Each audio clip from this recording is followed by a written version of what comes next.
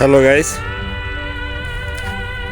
আমি যেটা বলতে চাচ্ছিলাম, কারণ মানুষ বেঁচে থাকতে কেউ কাউকে দেখে না, মরার পরে সবাই ব্যস্ত হয় তার মুখটা দেখার জন্য। তো এতটাই ব্যস্ত হয়, সে যত ব্যস্ত হয়ে থাকুক না কেন, তারপরেও সে দেখার জন্য চেষ্টা করে যে একটিবার হলেও তার মুখটা দেখব। দূর দূরান্ত থেকে চলে আসে বাধাবিঘ্ন পার হয়ে তার মুখটা একটু দেখার জন্য। ঠিক এমনই একটা জিনিস সরিষা ক্ষেত।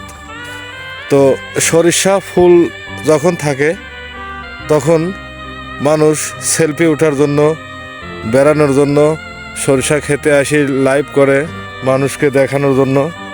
তো এখন সরিষার ফুল নেই, দানা অনেক মূল্যবান জিনিস, তারপরেও সেই দানা দেখার জন্য কেউই আসে না।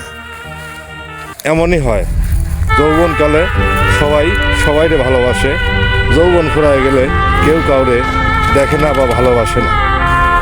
তো এটা ঠিক না, কারণ যে কোনো জিনিস মনে রাখাটা গুরুত্বপূর্ণ। একটা জিনিস, কারণ সেই এমনই হয়, সেই জিনিসটা মনে রাখলে ভবিষ্যতের জন্য সে উন্নতি করতে পারে। এটাই আমার বলার ছিল।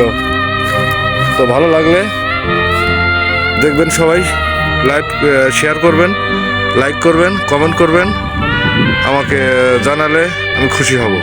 আচ্ছা, আল্লাহ হাফেজ, ভালো থাকবেন।